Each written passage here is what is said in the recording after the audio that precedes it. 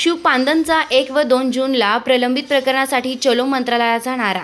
राज्य सरकारनं प्रशासकीय कार्यालयांचा शेतरस्त्यांचा अहवाल घ्यावा. शरद पवळे प्रणेते महाराष्ट्र राज्य शिवपांदन शेतरस्ता चळवळ.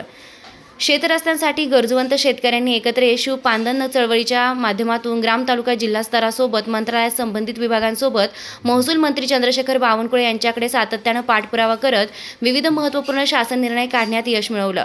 परंतु काही भागात अधिकारी उत्तम काम करत आहेत. काही भागात शासन निर्णयांना केराची टुपली दाखवली जात असून शेतकऱ्यांचे हेलपाटे थांबत नाहीत. यासाठी शासन निर्णयांची पारदर्शक अंमलबजावणी, राज्यात झिरो पेंडसी अभियान राबवणे, शिवपांदनच्या प्रश्नांवर तालुका जिल्हा मंत्रालयात शेतकऱ्यांची मंथली बैठक घेणे, राज्यातील सर्व शेतरस्त्यांची नोंद घेऊन दगडी नंबरीद्वारे हद्द निश्चित करून त्यांचे सातत्यानं सर्वेक्षण करून रस्त्यांचे मजबूतीकरण करावे. तहसील, प्रांत, जिल्हा आयुक्त कार्यालयातील शेतरस्त्यांची प्रकरणे विशेष बाब म्हणून तातडीनं निकाली काढावी. शेतरस्त्याअभावी पडीक जमिनीस जनाबदारांकडून शेतकऱ्यांना नुकसान भरपाई द्यावी.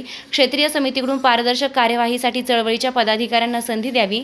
गाव, तालुका, जिल्हा आयुक्त कार्यालयातील अहवाल प्रदर्शित करावा. तहसीलदारांसह प्रशासकीय कार्यालयातील शेतरस्त्यांच्या अर्जांवर उत्तरबंधनकारक करून चुकलेले अर्ज तात्काळ दुरुस्त करावेत. तहसीलदारांच्या आदेशाचे प्रांत जिल्हाधिकाऱ्यांनी सर्वेक्षण करून तो अंतिम करावा. अपिलाचा प्रश्न सोडवावा. न्यायालयीन प्रकरणे महसुलाकडे वर्ग करून विशेष बाब म्हणून फास्ट ट्रॅकवर चालवावीत.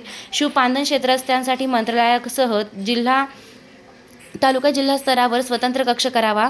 अशा विविध मागण्यांसह प्रलंबित प्रकरणांवर न्याय मिळवण्यासाठी महाराष्ट्र राज्य शिवपांदन शेतरस्ता चळवळीचे प्रणेते शरद पवळे यांच्यासह राज्यभरातील पदाधिकारी, महसूल मंत्र्यांसह संबंधित विभागांना 1 व 2 जूनला मंत्रालयात पुराव्यासह कागदपत्रे, निवेदने सादर करणार आहेत.